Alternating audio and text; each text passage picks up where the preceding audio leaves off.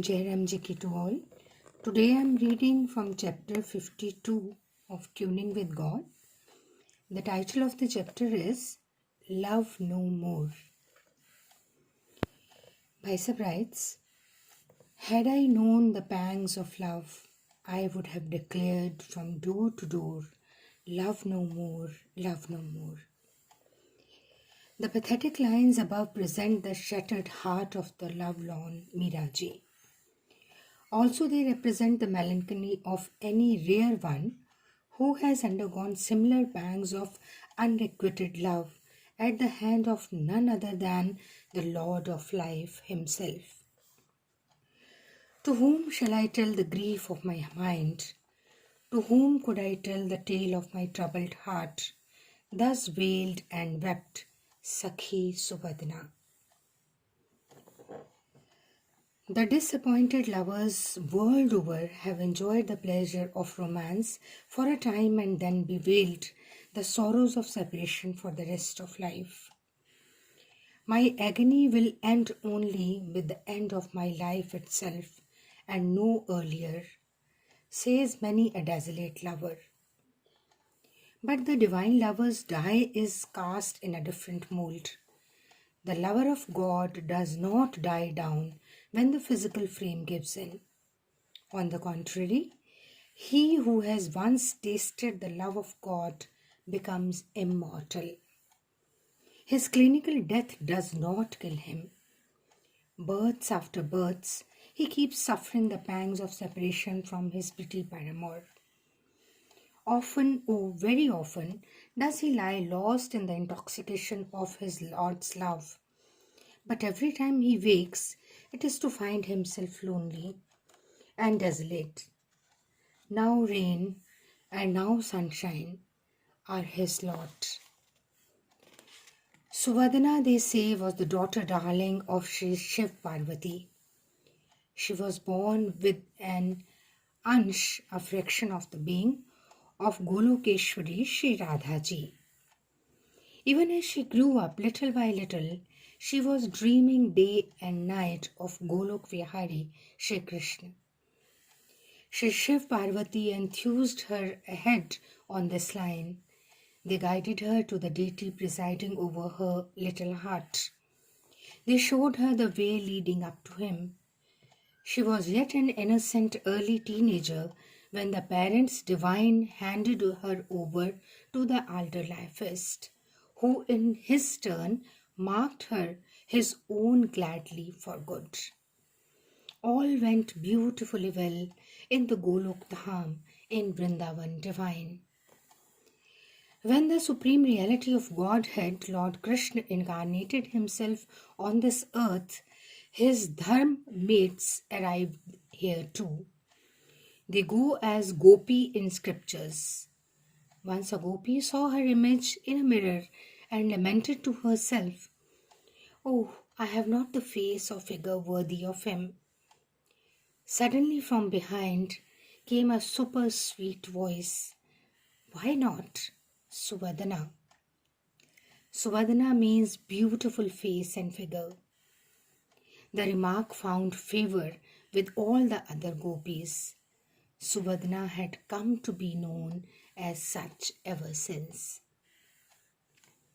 As devoted hearts all know, Sri Krishna stayed in Sri Vrindavan for well over a decade. He played pranks and antics with the gopis.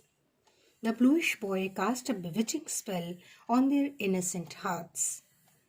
The flute player loved them without any limit, made promises to them for life.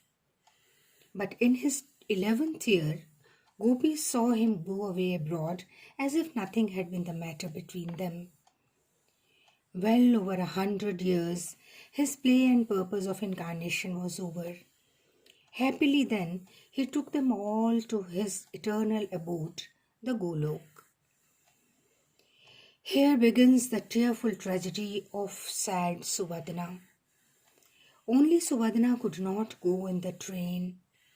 Why and how she lagged behind, no one knows. It was like the one little lad limping and left behind in Browning's Pied Piper of Hamelin.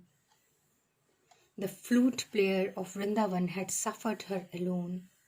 How came? None of anybody's guess. Subhadna since then lives a life worse than death in this world. The better of 52 centuries have not been a period enough to reunite her with her love lord, who no doubt visits her now and then, but doesn't tell her how long yet more his agony must she endure. An unconscious Subhadna can put no questions. Rain and sunshine, by fits and starts, are the luck lines in her palm.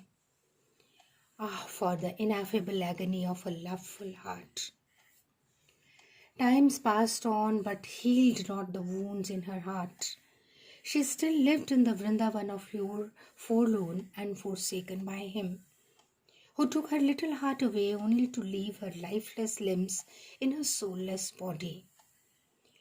O rejuvenator, see you not it all? Relatives can complain about relatives in public, friends about friends. But the bride beloved of the Lord of the universe can only hide her head under a pillow to uncontrol and outflow the torrent of tears that fight shy of all sights and seers. O searcher and seer of hearts, know you not all this? In long lonely moments she keeps murmuring a verse from Bhagavad, saying that those who have but once tasted the joy of your company give up home and hearth and the means of living and become beggars. Yet they can't give up their weakness for the intoxication of your company. Such pitiable is our plight. Dear Krishna, hear you not her murmur? Neither day nor night could bring her comfort. A chance sentence or word overheard from neighborhood or an audio-visual transported her to the other world. Put meals before her hungry stomach, she can't move a finger to make a morsel or take it to her mouth. When sleep does at last arrive, she shuts her tired eyes. The poor wench keeps awake, thousands of thoughts flocking down the memory lane. O omniscient, why won't you take notice of all this?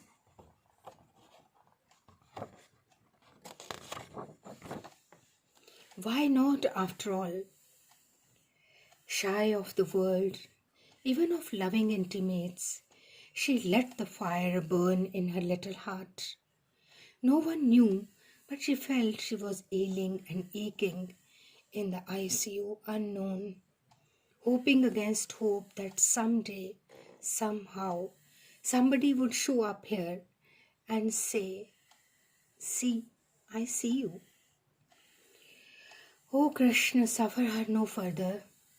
Take her in your arms now for good, so that when our turn does come, we could make a similar entreaty. And lo and behold, he is coming. This sort of love is the perfection indeed of all humane endeavors. I would like to share with you all here that Sakhi Subhadna is the name given to Shri Bhaisav by Lord Krishna. In his Sakhi Roop, he is named as Sakhi Subhadna. Thank you so much, Bhaisav. Jai Ram Ji ki to all.